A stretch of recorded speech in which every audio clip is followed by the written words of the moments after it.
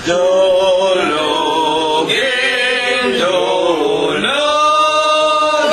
natin, sambahin, dumalangin.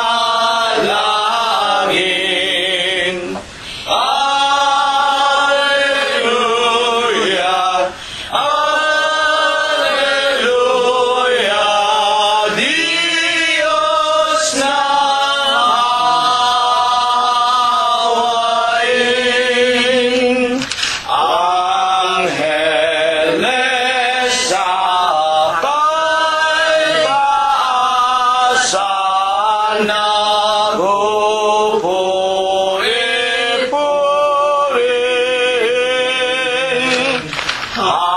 Halina mga kapatid sa templo ng amang Diyos. Alleluia, Alleluia, Diyos purihin, purihin.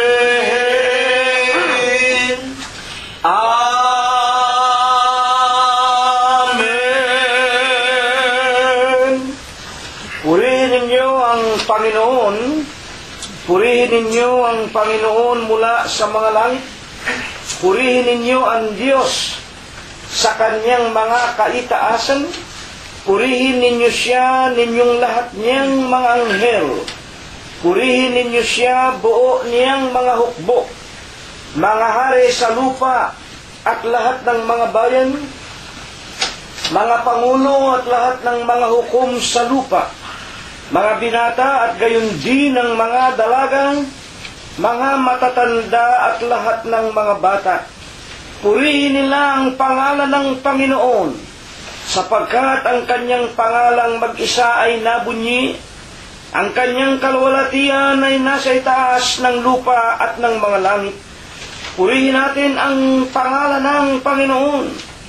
Magsiawit tayo sa Diyos ng mga bagong awit at ng kanyang kapurihan sa kapisanan ng mga banal, sapagkat ang Diyos ay nalulugod sa kanyang bayan. Kanyang pagagandahin ang kaligtasan ng mga maamo. Purihin natin ang pangalan ng Panginoon. Purihin natin ang Diyos sa kanyang santuaryo. Purihin natin siya sa langit ng kanyang kapangyarihan. Purihin natin ang Diyos dahil sa kanyang mga makapangyarihang gawa. Purihin natin ang Panginoon ayon sa kanyang marilag na mga kadakilaan at purihin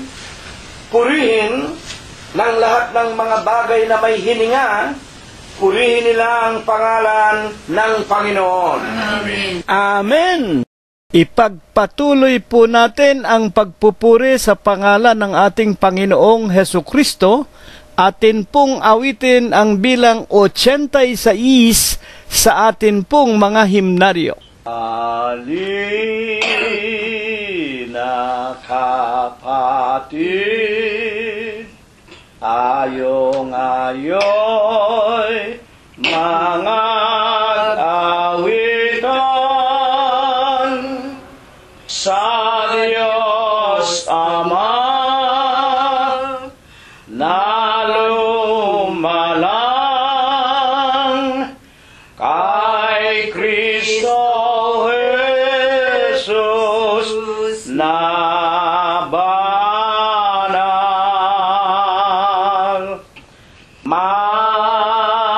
Masdan ninyo ang pagkabuti at tunay na pagkaligaya.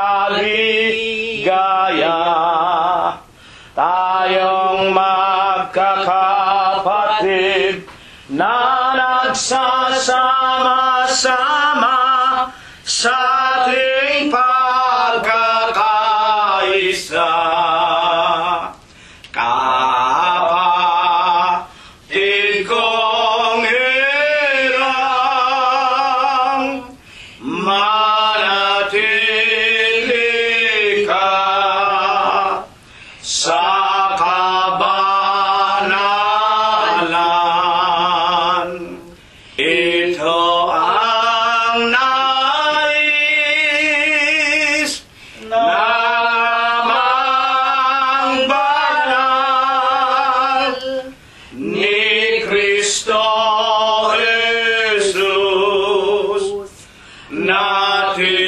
patnubay.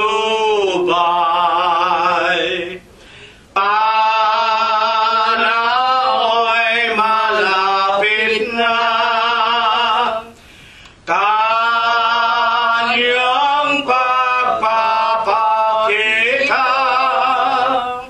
mga tanda'y nakikita, katunayan sa ating mata. Manatili sa Kanya, sundin ang utos niya, ang pananampalatayang mayroong gawa, may pag-asa. Kapatid kong hirang,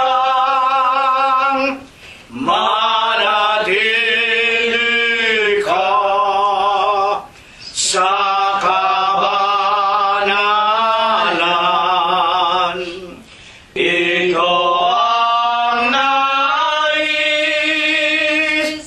ng Amang banal ni Kristo Jesus, nating patnubay.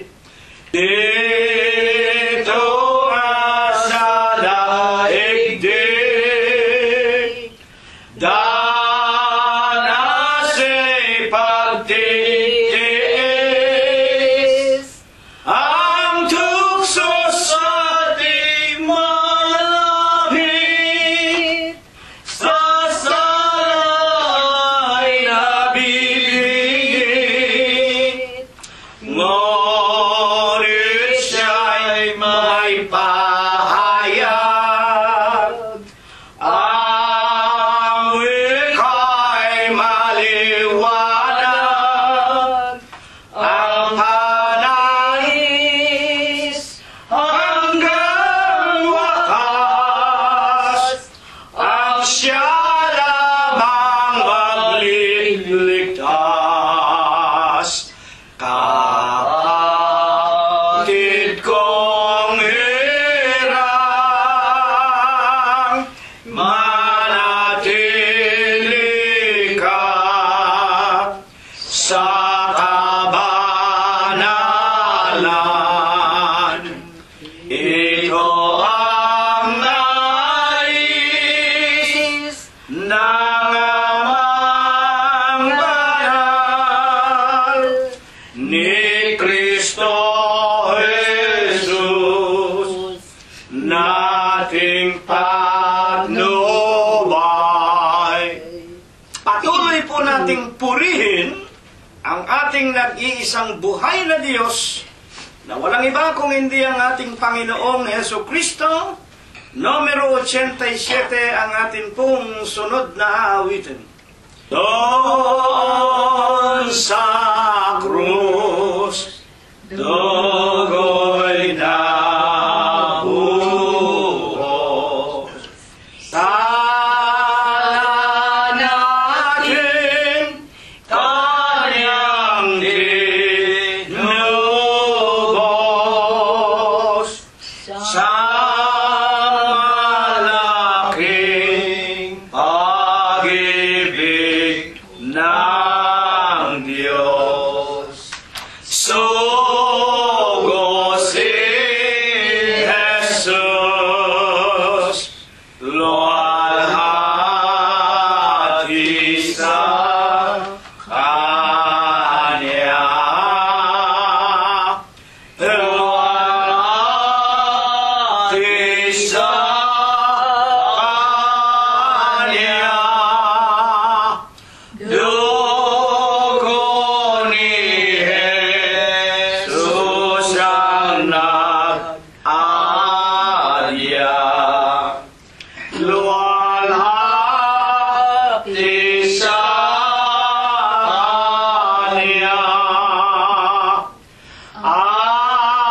sala nating naglalata sa pag-ibig niya'y tinapan sambahin nating pag-ibigan at paglingkuran luwalhati sa Kanya. Luwalhati sa Kanya. Dugo ni Jesus ang nag-adya. Luwalhati sa Kanya. Halina at aking lapitan. Sambahin si Jesus na banal upang magkaroon ka ng buhay sa Kanyang ngalan. Luwalhati sa Kanya. Luwalhati sa Kanya. Dugo ni Jesus ang nag-adya. Luwalhati sa Kanya. Dakilang Panginoon po naming Diyos, Ama na lubha kapong kagalang-galang, Ikaw po ay Diyos, na sadya kapong kapita-pitagan, nag-iisa kapong Diyos na buhay, ang may-ari at lumalang ng lahat ng mga bagay, ang Diyos na pinaka-makapangyarihan ka po sa lahat. Panginoon, na sakbibi ka sa iyong pag-ibig, napakasagana mo po sa kagandahan ng iyong mga kalooban, napakadakila mo po sa iyong mga pagbibiyaya, datapwat ikaw po ay Diyos na napakabanayad sa iyong mga kagalitan. Panginoon, na ikaw ang nag-iisa at buhay na Diyos. Pinagtapatan ka, pinaglingkuran hanggang kani-kanilang mga kamatayan ni Abraham, ni Isaac at ni Jacob, ng iyong mga banal na propeta sa bansa ng Israel. Naawa ka rin po na habag, tinawag mo ang aming ama at ang aming ina, pinaglingkuran ka rin po nila hanggang kani-kanilang mga kamatayan. Ama, sa banal, sakdal at napakamalinis na pangalan mo pong Kristo Jesus, masusumpungan mo po muli kami sa silong ng aming mga dampang tahanan. Pangunahin na nga po dito sa loob ng iyong munting bahay dalanginan sa Los Angeles, California, sa tahanan ng maraming mga kaibigang araw-araw tinatawag mo po at idinaragdag mo sa iyong banal na kawan, at sa lahat po ng iyong mga tunay na mananamba sa Espiritu mo po at sa iyong katotohanan, na nagsisipangalat po sa malalayong iba't ibang dako nitong napakagulo at napakamandarayang sanglibutan. Ama, sa malinis mong pangalang Kristo Jesus, itinitiklo po namin ang aming mga tuhod. Nagkakatipon po kami sa Espiritu at amin pong ipinaiilang lang sa iyo ang aming mga tao sa puso namin na mga pagpapasalamat. Maraming salamat po sa iyo, Amang Banal, sa maraming mga araw na ipinaranas mo pong muli sa buhay ng bawat isa sa amin. Salamat po, hindi mo pa rin kami binabawian ng aming mga hiram na buhay. Salamat po, binubuksan mo sa amin ang magagandang pintuan ng mga kapalaran. Pinaghahandaan mo ang aming mga dulang, pinakakain mo po kami, dinaramtan, pinalalakas mo pa at pinagagaling ang aming mga pangangatawan. At higit sa lahat, maraming salamat po sa iyo. Patuloy mo po kaming pinagtitiisan at pinagtitiyagaan. Tinuturuan mo po kami't inaaralan, pinatitibay mo po't dinaragdagan ang aming pananampalataya na minsan po lamang ibinigay mo sa aming mga hiram na buhay. Panginoon po naming Jesus, sinasamba ka po namin, pinupuri ka po namin, niluluwalhati namin ang kagalang-galang, napakamalinis mo pong pangalan na Kristo Jesus, sa Espiritu mo po at sa iyong kagilagilalas na katotohanan. Ama, kung kami po ay nangagkulang, kung kami nangagkasala sa iyo, huwag mo sanang gawing dahilan upang hindi mo kami pakinggan at turuan. Nakikiusap kami, Ama, sa Huwebes po ng gabing ito, patawarin mo po kami sa lahat po ng aming nagawang kasalanan. Isinasamo namin sa iyo, Amang Banal, pakainin mo po sana kami muli ng iyong mga banal na salita, na pawang espiritu at pawang buhay. Kasangkapanin mo sanang muli ang iyong hamak at wala mong kakabukabuluhang alipin. Linisin mo sana ang kanyang puso. Banalin mo po ang kanyang isipan at ang kanyang kalooban. Bigyan mo sana ng bisat kapangyarihan ang mga aral na magnununa sa kanyang bibig. Tulungan mo sanang kung ito'y dumating at mapakinggan ng lahat ng iyong mga tupang nangangalat sa iba't ibang mga bayan at mga dako at mga iba't ibang kinaroroonan. Tulungan mong tumubo sa kanila ang iyong mga salita. Magbunga po sa aming lahat ng maraming mga gawang kabanalan, at sa ikalawang pagparito mo po'y marami kaming sasalubong sa iyo upang magsipagtamo kami ng ipinangangako mo pong buhay na walang hanggan. Ama naming Diyos, dalawin mo nawa kami habang kami nakikinig ng iyong mga salita. Hipuin mo po ang aming mga lupang pangangatawan. Pagalingin mo po ang aming mga karamdaman.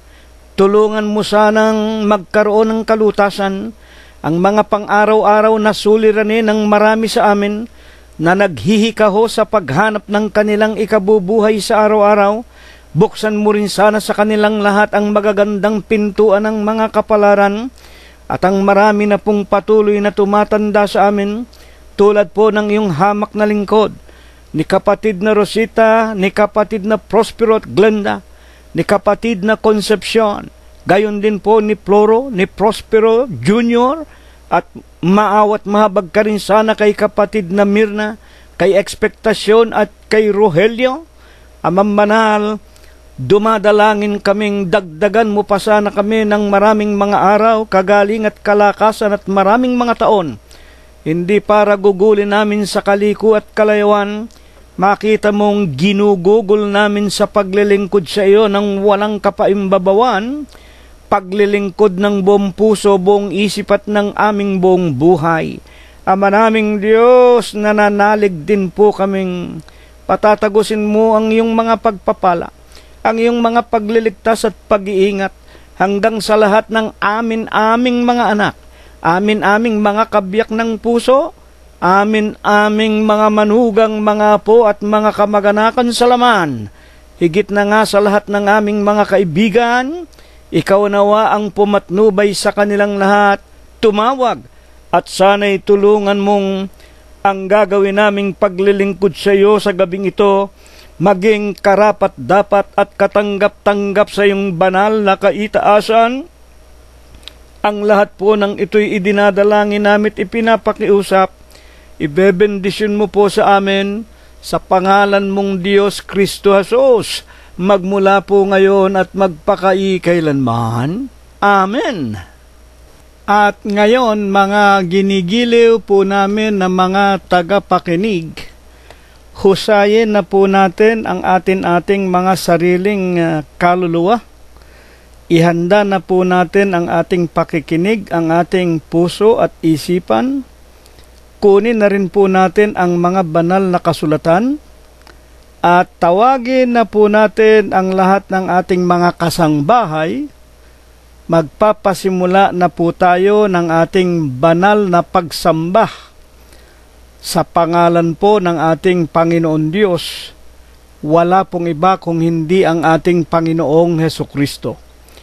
Buksan na po natin ang ating pinakapaksa sa aklat po na isinulat ni Apostol Pablo sa mga iglesia ng Diyos na noong kanyang kapanahunan ay itinayo ng Diyos doon po mismo sa siyudad ng Roma sa pagkasangkapan po kay Apostol Pablo. At ito nga po ang kanyang sulat sa mga iglesia ng Diyos na nasa Roma. Atin pong umpisahan ang ating pagbabasa. Romanos Kapitulo 2 at versikulo 24. Una po nating basahin sa Bibliang King James Version 1611 na pinanggalingan po ng ating orihinal na Bibliang Tagalog 1905. For the name of God is blasphemed among the Gentiles through you, as it is written. Sa Tagalog po, sapagkat ang pangalan ng Diyos ay nalalait ng mga hentil dahil sa inyo, gaya ng nasusulat. Dito po sa ating paksa, katotohanan po ang nangangaral o sumulat nito, ang ilaw sa kahintilan na wala pong iba kung hindi si Apostol Pablo. Ito po ang mga kapatiran sa Iglesia ng Diyos kay Kristo Jesus na noon ay naninirahan sa Roma. Alam natin, yan po ang pinanggalingan ng Iglesia Apostolika Katolika Romana. Alam natin ang kasaysayan. Ngunit dito ang pinakatampok, ang pinatutungkulan, wala pong iba kung hindi yung mga Kristiyano, yung mga nagpabautismo sa pangalan ng Ama, Diyos, Anak, Kristo Jesus at Espiritu Santo, na kung liliwanagin po, Iglesia ng Diyos kay Kristo Jesus na nasa Roma. At ang lahat po ng isinusulat ni Apostol Pablo ay pawang lipos at udyok ng Espiritu Santo o ng ating Panginoon Diyos. Dito po ay nangangaral siya. 2:24 ng Romanos. Ang pangalan ng Diyos nalalait ng mga hentil dahil sa inyo, gaya ng nasusulat. Yung mga hentil na tinutukoy, ayun po ang mga labas ng iglesia. Yan po ang walang Diyos, yun po ang walang pagkakilala sa ating Panginoong Hesukristo. At may tinutukoy si Apostol Pablo dahil sa inyo na mga miyembro ng Iglesia ng Diyos kay Kristo Jesus na nasa Roma, nalalait ng mga walang Diyos o ng mga pagano na sumasamba sa mga larawan ang pangalan ng Diyos, gaya ng nasusulat. Bakit po baga ang unang tanong natin? Ibinangon sa atin ng Diyos sa Huwebes po ng gabing ito. Ngayon po 2015 na. At ito na nga po ang ikatatlong araw sa kalendaryo ng Setyembre 2015. Bakit po ibinangon ng Diyos sa pamamagitan po ni Apostol Pablo ang talatang ito upang siya nating pinakapaksa? Buksan po natin ang Kapitulo 2, versikulo 23 ng Romanos din po. Ikaw na nagpupuri sa kautusan. Dito po ang kinakausap ni Apostol Pablo bilang isang katawan, ang iglesia na po ng Diyos kay Kristo Jesus. Yung pong mga miyembro, alam natin ang iglesia ng Diyos, hindi po ito magkakamali, hindi ito magiging makasalanan. Mananatiling buhay ang iglesia ng Diyos, mananatiling malinis na katulad sa isang babaeng malinis. Ang wika ni Apostol Pablo 2.23 ng Roma, ikaw na nagmamapuri sa kautusan. Sa iyong pagsuway sa kautusan, niwawalan mo ng puri ang Diyos. Sa makatwid po, ito po, sa atin sa huling araw, isama na natin ang ating mga sarili. Maski tayo na narito sa Los Angeles, California, ang ibang kapatiran nasa Pilipinas, ang ibang mga kapatiran naroon sa Canada, ang iba nandun sa Inglaterra, may mga kapatid tayo ron sa Iglesia ng Diyos kay Kristo Jesus, na sa araw at oras na ito'y naglilingkod at nakikinig ng araling ito. Bagaman ito'y sulat ni Pablo sa mga iglesia na noon ay nasa Roma, ito po ay para na sa ating mga tunay na anak ng Diyos sa katawan ng ating Panginoong Hesukristo. Ang wika ni Pablo sa mga taga-Roma, ikaw na nagmamapuri sa kautusan, sa iyong pagsuway sa kautusan, niwawalan mo ng puri ang Diyos. Sa makatwid mga kapatid, ito po paalaala sa atin. At itong napasulat na ito, Romanos 2.23, humigit kumulang po anyo 50 hanggang 60, 70 hanggang sa pugutan ng ulo, si Apostol Pablo sa siyudad ng Roma, ito po ay merong bisa at kapangyarihan sapagkat ang anumang isinulat noong una, ito po ay napasulat sa ikatututo natin hanggang sa huling araw. Sa makatwid, kapag ako, 2015 na ngayon, kayo, tayo sa huling araw, magiging katulad ng ilang mga iglesia ng Diyos na nasa Roma, na sumusuway sa kautusan,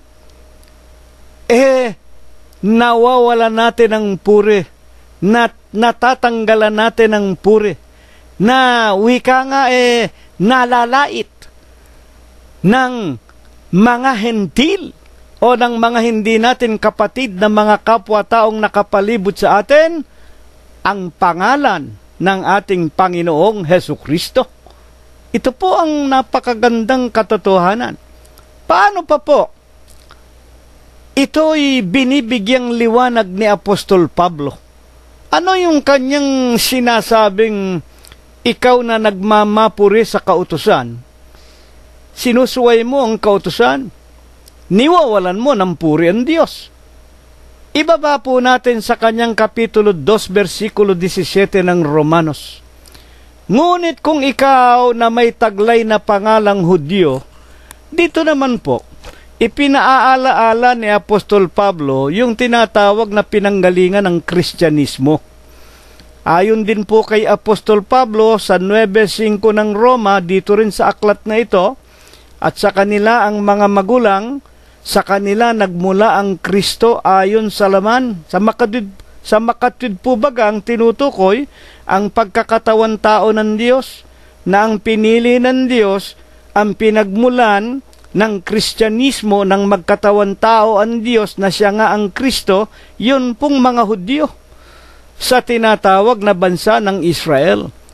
Nasa kanila ang mga magulang, 9:5 ng Roma, at sa kanila mula ang Kristo ayon sa laman. na siyang lalo sa lahat, Diyos na maluwalhati, magpakaikailanman.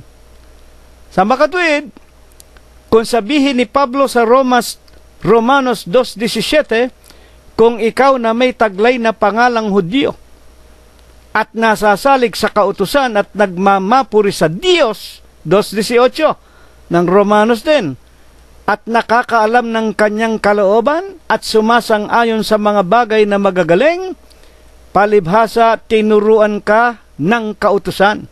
Dito hayag na hayag, ang marunong ng kautusan, ang tinuruan ng kabutihan, ang tinuruan ng mga utos ng Diyos, yon pong tinatawag na mga tunay na mga nagmula sa kahudyuhan. Walang iba yung tinatawag na Kristyanismo na sumunod sa ating Panginoong Hesukristo. Kaya nga tinatawag ng mga Kristiyano, ang tinutukoy ni Apostol Pablo dito, ikaw na tinuruan ng kautusan.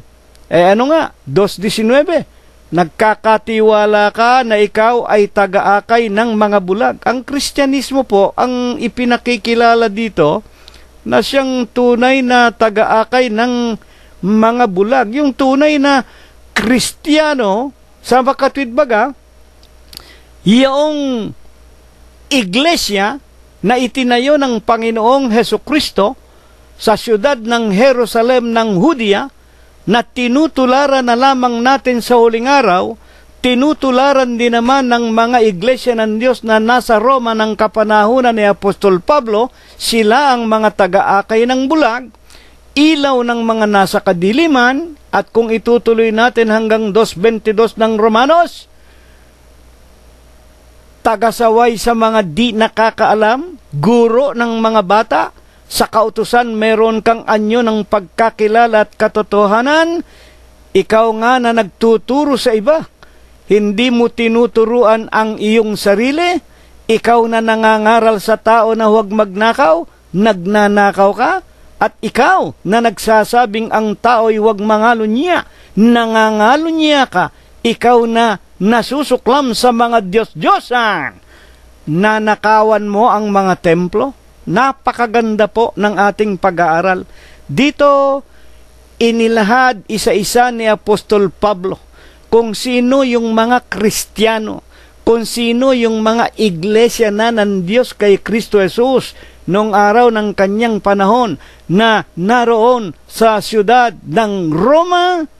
Sila na nagmula kay Kristo, sila na nagsasabing sila'y mga tunay na mga Hudyo, sila na nakakaalam ng katotohanan, sila na nagtuturo sa mga kabataan ng gawang mabuti, sila na taga-akay ng bulag, sila na nagsasabing huwag magnakaw, sila na nagsasabing masama ang mga ngalunya, sila ang gumagawa ng lahat ng mga ipinagbabawal ng Diyos. Maganda po ang ating mga pag-aaral, mga magulang at mga kapatid. Kaya po ito ibinangon ng Diyos. Sa makatwid po baga, ang lahat ng nagsasabing sila'y tunay na Kristiyano, sila'y nagsasabing mga anak ng Diyos, silang mga nagsasabing katawan ni Kristo. Pero sila ang hindi sumusunod sa kanilang mga ipinag-uutos, kanilang mga itinuturo, dahil sa kanila nilalait ng mga hintil, pinagsasalitaan ng masama ang pangalan ng ating Panginoon Diyos. Sino po baga naman ang tinukoy ni Apostol Pablo dito sa Roma 2:22? Basahin natin muli. Ikaw na nagsasabing ang tao ay huwag mangangalunya, nangangalunya ka. Huwag naman kayong magagalit na mga nakikinig na mga kaibigan namin. Alam nating lahat yan, no? Hindi ko na kailangang banggitin at ulit-ulitin pa. Marami po mga pare, ikinukulong, at sila po naididimanda, sila po'y naihaharap sa mga hukuman ng mga tao dahil po doon sa pagiging mapakiapid at mangangalo niya. At ngayon nga po sa huling araw na ito, nilang mga pare, may mga ministro, may mga pastor ng iba't ibang mga iglesia at iba't ibang mga relihiyon, nakikiapid at nangangalon niya. Meron pa nga mga pedophiles. Mga bata, lalaki pa naman, ginagahasa ng mga pare, ng mga ministro. Dito sa Amerika, marami niyan. Mga pedophile in the guise as a Christian, as a preacher, or as a teacher of the gospel of God. Yung mga estudyante nila, nire-rape nila, ginagahasa, mapalalaki, mapababae. Ikaw na nagsasabing ang tao ay huwag mangangalon niya, nangangalon niya ka, 2:22 ng Roma. Ikaw na nasusuklam sa mga Diyos-Diyusan, ayan po. Ang tunay na Kristiyano, hindi po nagtuturo ng Birhen Maria. Tandaan ninyo yan. Doon sa Iglesia ng Diyos na nasa Roma ng unang panahon ni Apostol Pablo, ito po ay talagang sinusunod na nila. Talagang giniba nila, sinira nila. Nasusulat po sa mga banal na kasulatan yung kanilang mga templo na inihahandog nila sa kanilang mga Venus, sa kanilang mga Jupiter. Nang magsitanggap sila ng bautismo, ay winasak nila lahat yan. At ang kanilang mga aklat ng Mahika Negra, yung mga black book, yung mga books of magic or satanic spirit books, yan po pinagsusunog nila. Kaya nga sa 2:22 ng Romanos, inulit ni Pablo, ikaw na nasusuklam sa mga Diyos-Diyusan, nanakawan mo ang mga templo. Ano po baga yung tinutukoy rito ng mga templo na ninanakawan nitong mga miyembro na ng Iglesia ng Diyos kay Kristo Jesus noong araw ng kanyang kapanahunan? Pag binabanggit po yung templo, nalalaman po natin ang Diyos hindi po tumitira sa mga templo, mga katedral na ginawa ng mga kamay ng tao. Napakaliwanag po yan. Ayoko nang basahin pang muli.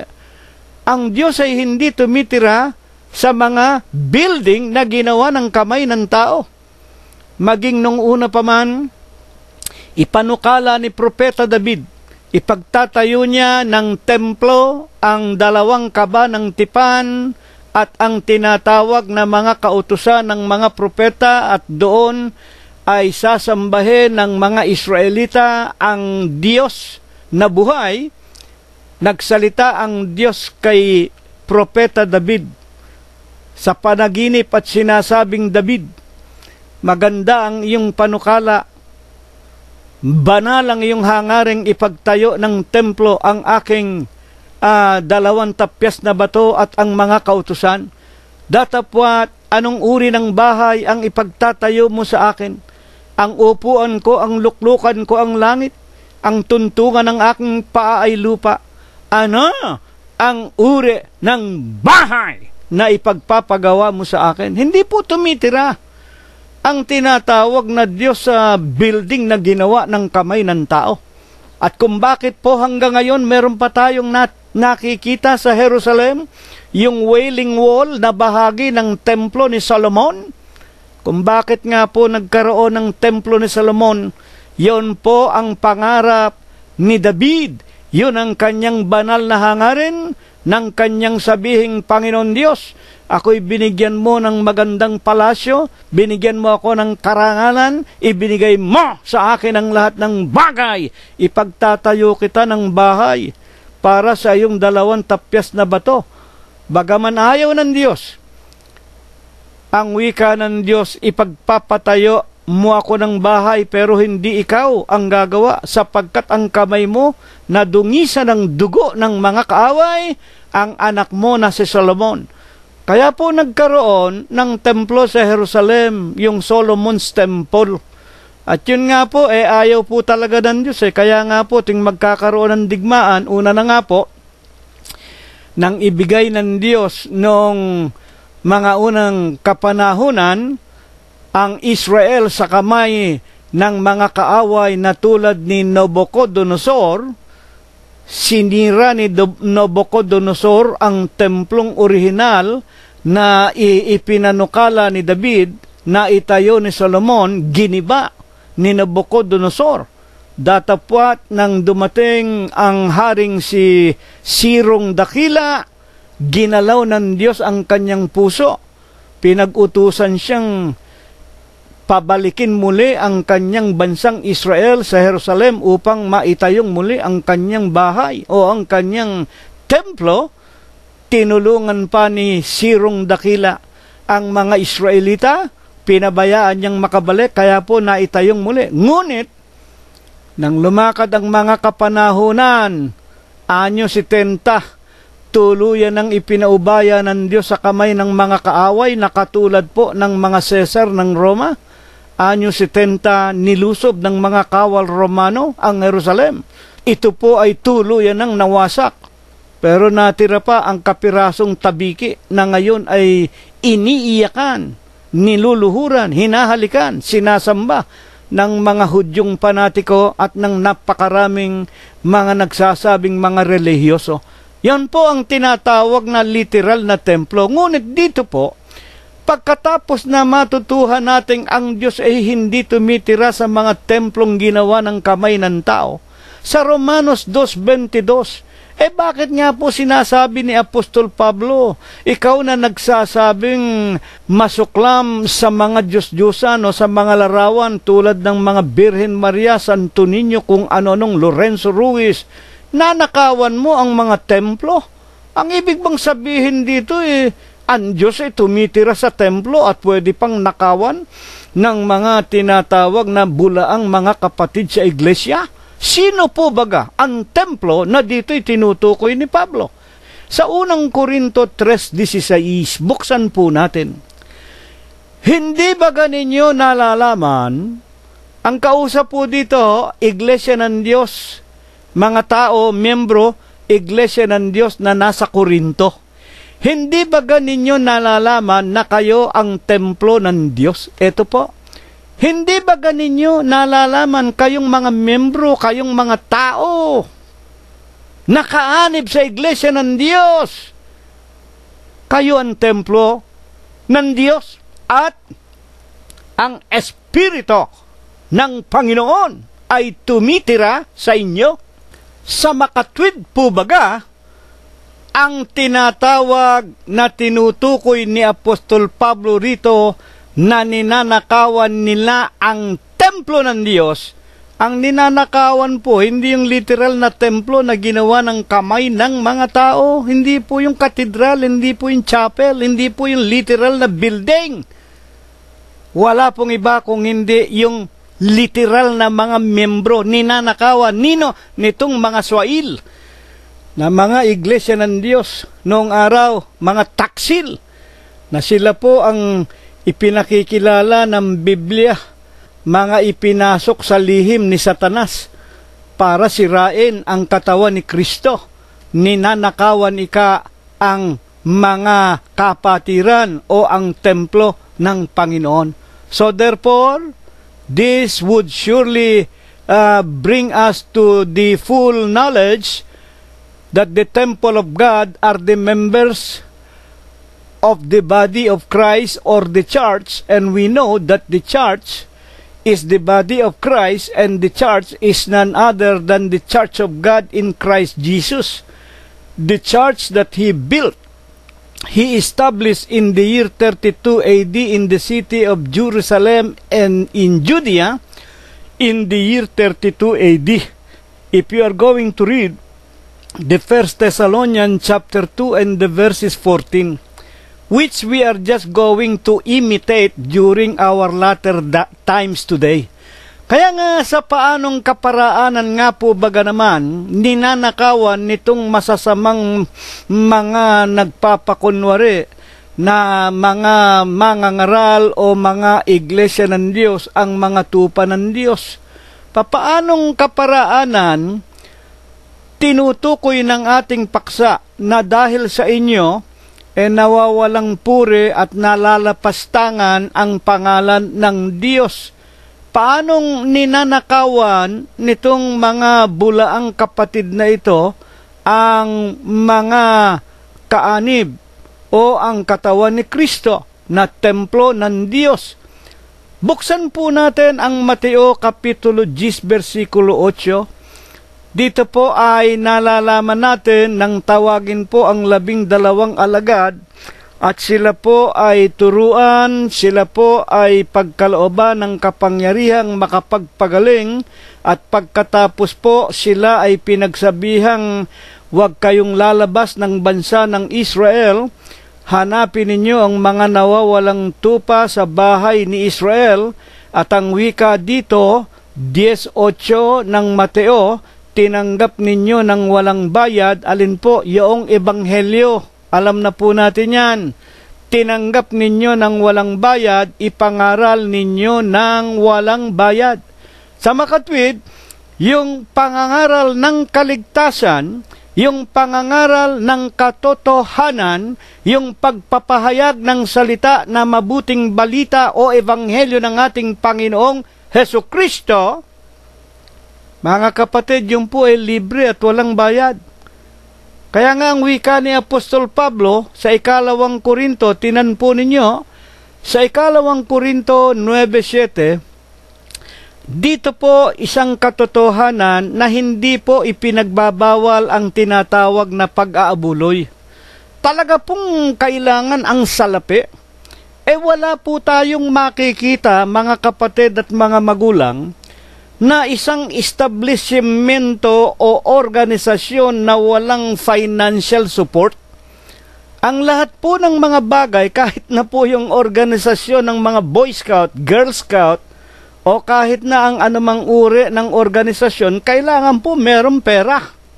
Ngunit pagdating po sa tinatawag na pangangaral ng mabubuting balita, tinanin niyo ang pagpapakilala ni Apostol Pablo na ilaw sa kahintilan kung papaano ang matuwid na paraan ng pagtulong sa pangangaral ng Ebanghelyo. 2 Korinto Kapitulo 9, versikulo 7, magbigay ang bawat isa ayon sa ipinasya ng kanyang puso. Huwag mabigat sa loob o dahil sa kailangan, sapagkat iniibig ng Diyos ang nagbibigay ng masaya.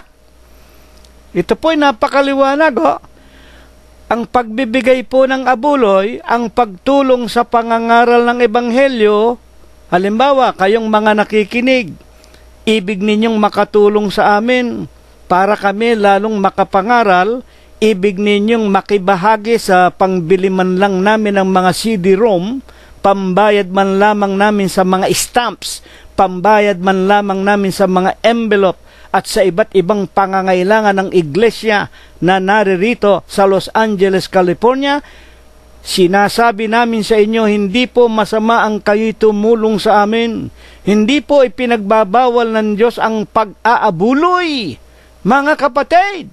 Ngunit, maliwanag po ang sinasabi ng Diyos, magbibigay ang bawat isa ayon sa ipinasya ng kanyang puso, hindi mabigat sa inyong kalooban, o dahil sa ito'y kailangan, iniibig ng Diyos ang nagbibigay ng masaya. Ang ibig sabihin nito, kung gusto mong umabuloy, maligaya ka, umabuloy ka.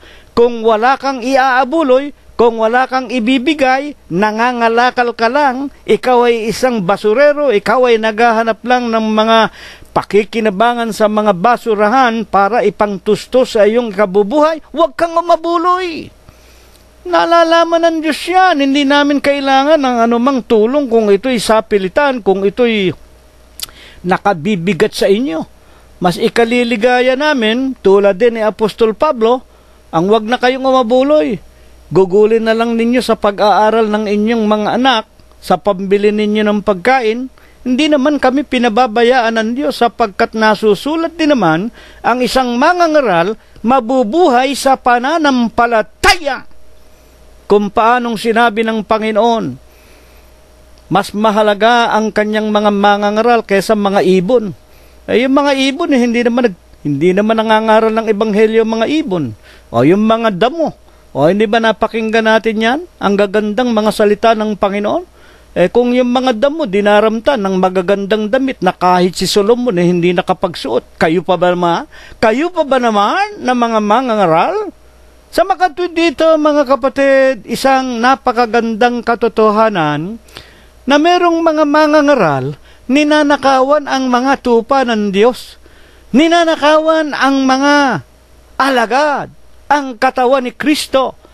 Mga kapatid, sa pamamagitan ng mga sapilitan nila na ika po, pag hindi ka nakapagbigay na ika po, sa susunod na linggo, yung pangalan ninyo naroon sa tinatawag na dingding ng kapilya, may utang pa kayo. At yung iba naman, talagang literalmente, parang may tanikala. Pag hindi ka ika nakapagbigay, impyerno ka. At kung ikaw hiwalay sa pamamahala ng obispo, ayaw mong sundin ang utos ng obispo, sa impyerno ka. Napakaliwanag po sa Hebreo 13:16. Hindi po ipinagbabawal ang pag-aabuloy. Pero ano ang tunay na paraan ng pag-aabuloy? Hebreo 13:16 sa Bibliang Ingles, King James Version. But to do good and to communicate. Dadapwat ang paggawa ng mabuti.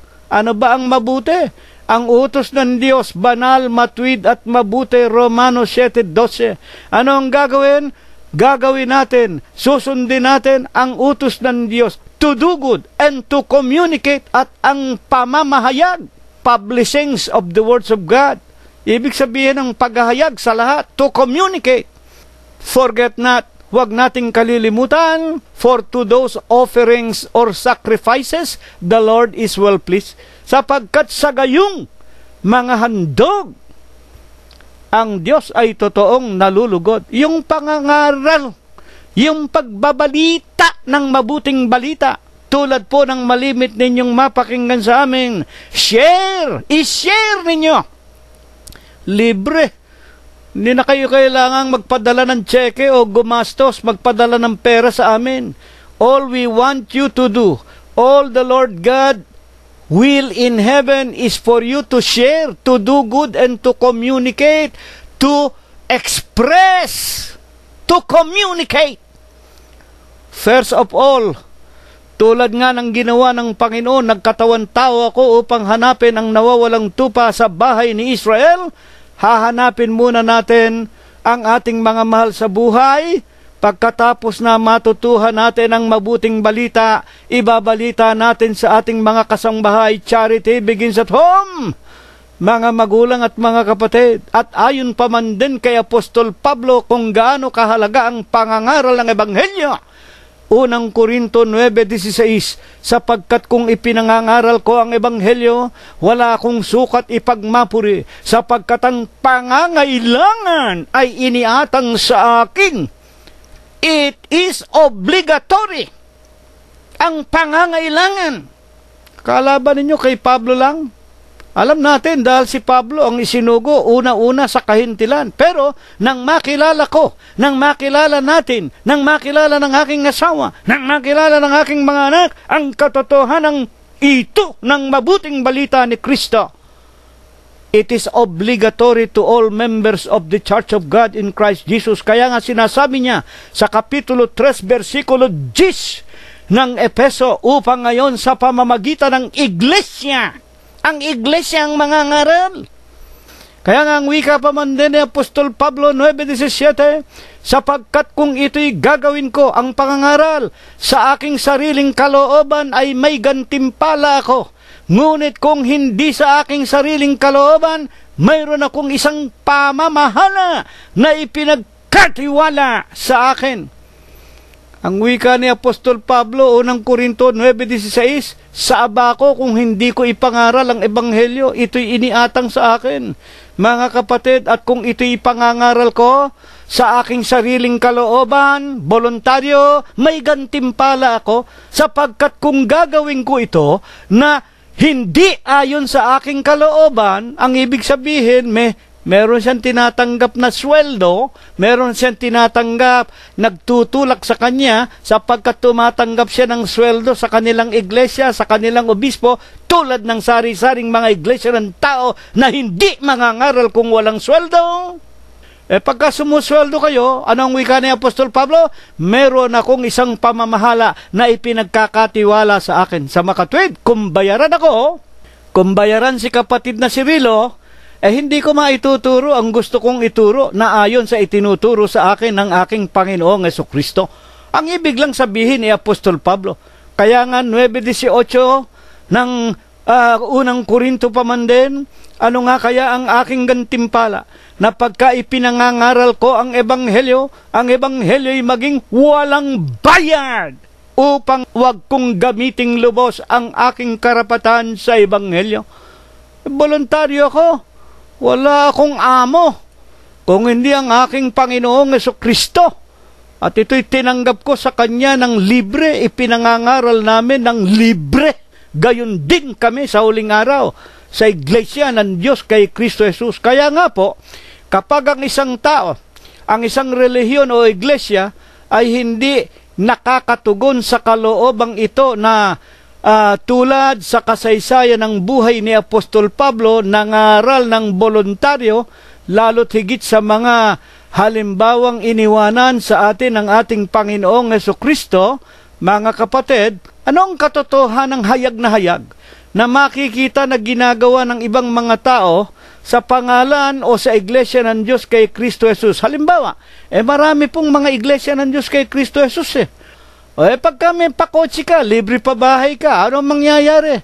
Meron kayong kota, meron kayong binyag kayo ng binyag, ang dami nga ninyong membro, milyon-milyon. Bakit? May bayad Kaya nga sa Romanos 2:24, ang hayag na nakikita natin nang dahil nga sa masasamang pamamaraan na ginagawa ng maraming iglesia at mga relihiyon, iglesia daw ng Diyos, iglesia daw ni Kristo, iglesia daw Apostolika Katolika Romana, iglesia ni ganoon at ni ganyan. Ang lalaki ng sweldo ng mga obispo namin, may pa jet plane, merong pabahay, merong tinatawag ng mga pribilehiyo, kutakot-takot.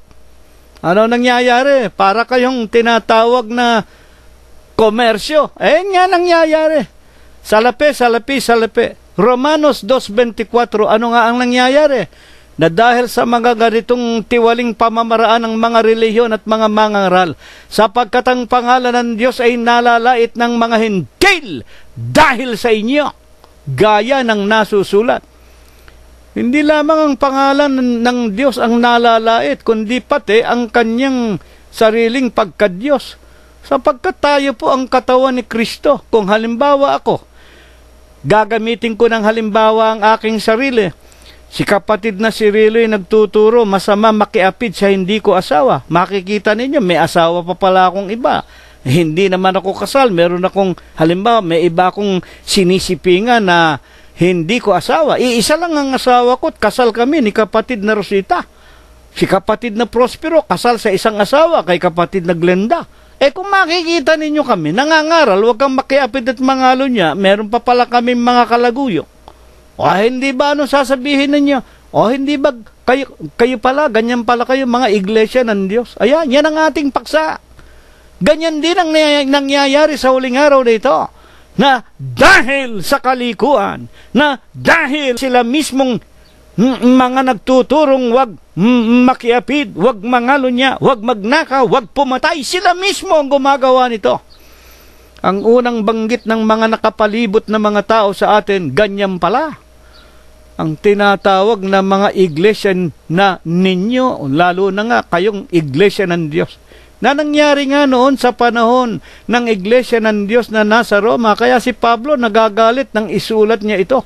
Dahil dito, ano po ang pinakaaral na nais ng Diyos na maipunla sa atin na mga kaanib sa kanyang banal na iglesia ng Diyos kay Kristo Jesus sa mga huling araw na ito, sa ngayon po sa mga banal na kasulatan, mga huling talata.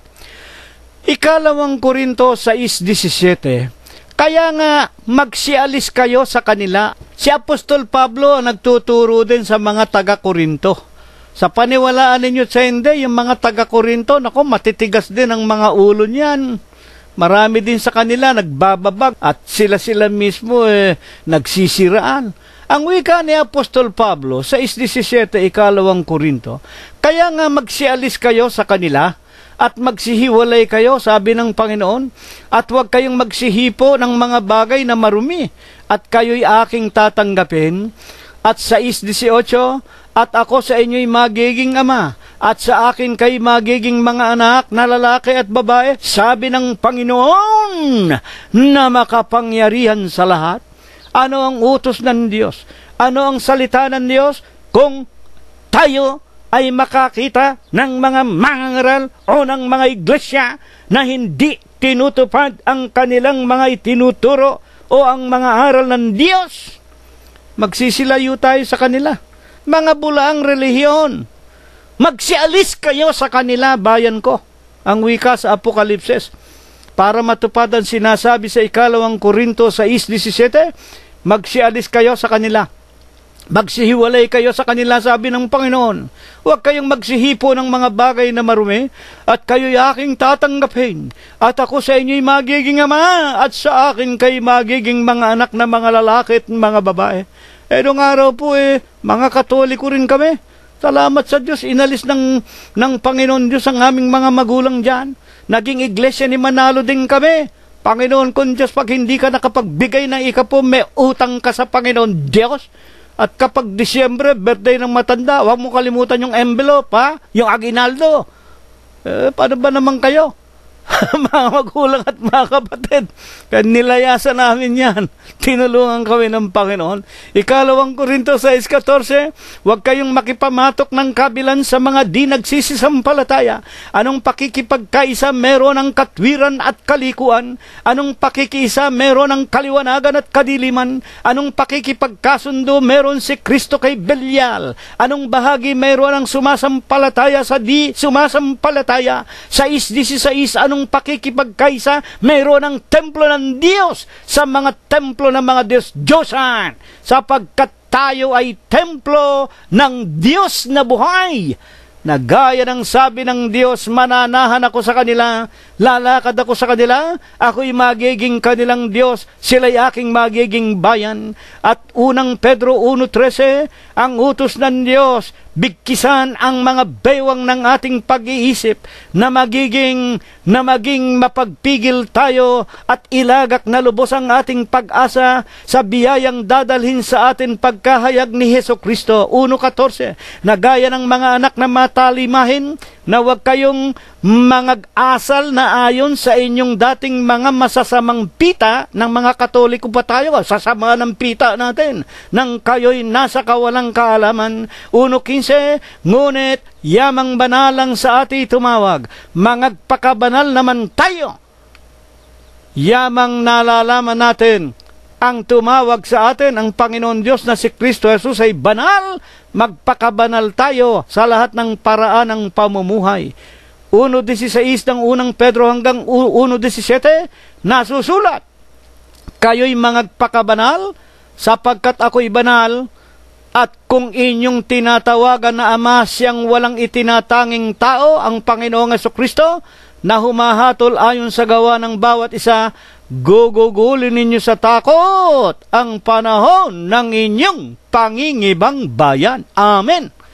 Yan po ang dahilan. Pinaalalahanan tayo na huwag tayong magsitulad sa mga unang kapatiran sa Roma, sa mga unang kapatiran sa iba't ibang parte ng sanglibutan noon. Iglesia na ng Diyos nakikiapid pa rin, nangangalon niya pa rin, at sa huling araw na ito, iglesia ka na ng Diyos, nagmumura ka pa rin, iglesia ka na ng Diyos, nakikihipo ka rin kay Birhen Maria, nakikihalik-halik ka rin sa mga santo, nakikituro ka pa rin ng kandila, nakikikain ka pa rin sa mga piyesta-piyesta, nakikibingo-bingo ka pa, nakikisama ka pa sa pagbasa, pagkanta ng pasyon ng mga Diyos-Diyosan, ng mga Katoliko. Anong pakikipagkaisa ng templo ng Diyos sa mga templo ni Satanas? Magsialis kayo sa kanya, bayan ko, upang huwag kayong madamay sa kanyang sumpa at sa kanyang mga hatol. Ito po ang dahilan at itinuro sa atin ang napakagandang sermong ito, Romanos 2:24, sapagkat ang pangalan ng Diyos ay nalalait ng mga hintil dahil sa atin, gaya ng nasusulat. Ingatan po natin ang pagiging iglesia ng Diyos. Magpakabanal tayo, mga kapatid. At kayo na mga kaibigan namin, hindi po mahirap ang maging iglesia ng Diyos. Mas mahirap po ang gumawa ng kasalanan. Minsan, may nagsabi sa akin, kapatid na Cirilo, ibig ko nang magpabautismo. Kaya hindi ako makapagbautismo sa inyo sapagkat maraming bawal sa inyo. Bawal kumain ng dinuguan, bawal magmadyong, bawal magmura, bawal mambabae, bawal uminom ng alak. Alam po ninyo, kami po hindi kami nakikipagtalo. Isang bagay lang ang sinasabi namin sa inyong lahat. Hindi po kami ang magliligtas. Hindi po kaming mga nagsasalita.